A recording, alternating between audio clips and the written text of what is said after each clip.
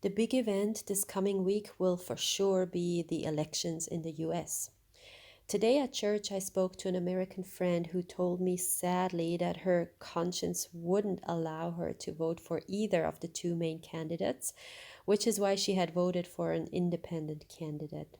It's really sad that Americans are faced with a choice between two candidates who do not really stand for the Christian values anymore that their country was once founded on. Both of them have a patchwork family. One of them values a woman's life higher than that of an unborn child.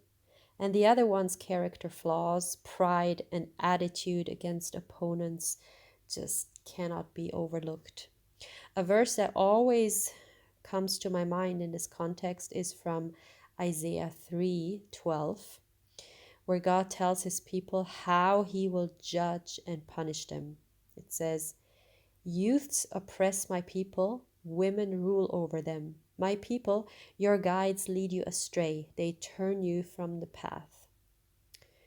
Looking at the two main candidates, we cannot help but wonder, are these really, really the best people a nation like that can come up with? Now, looking at Europe, we actually see that many influential countries, parties, and organizations are also led by women.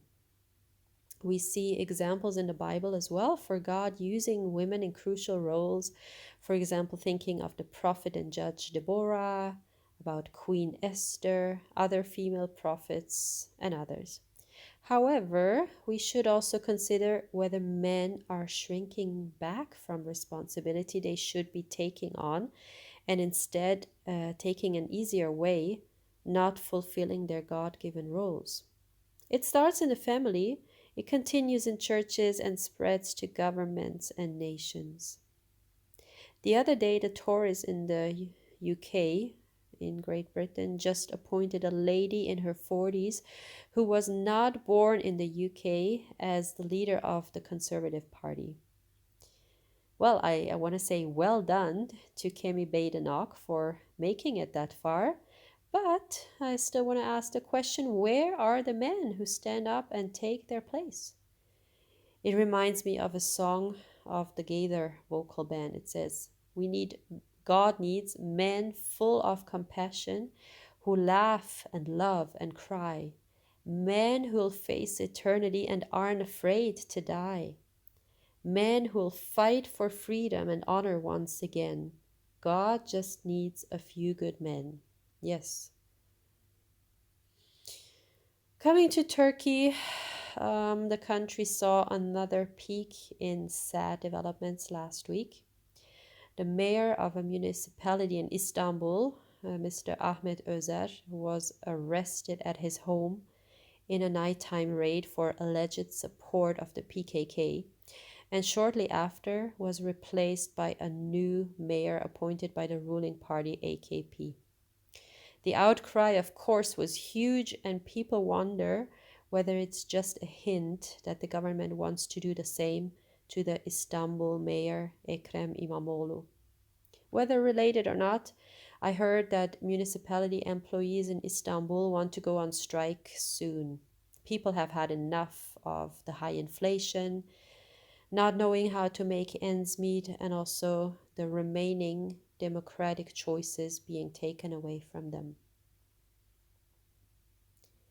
Coming to my local place, last week in an Austrian province, a local hunter shot two people at the beginning of the week, probably because of some disagreements over hunting approaches.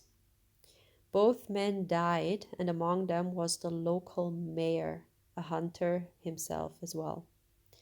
The murderer couldn't be found by the police, so several villages had to live in fear and locked in for several days.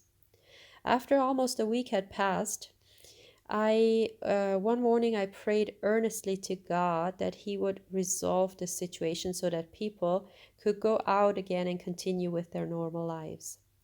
When I read the news a few hours later, a press conference just was taking place where the police explained that they had found the murderer's dead body in a forest.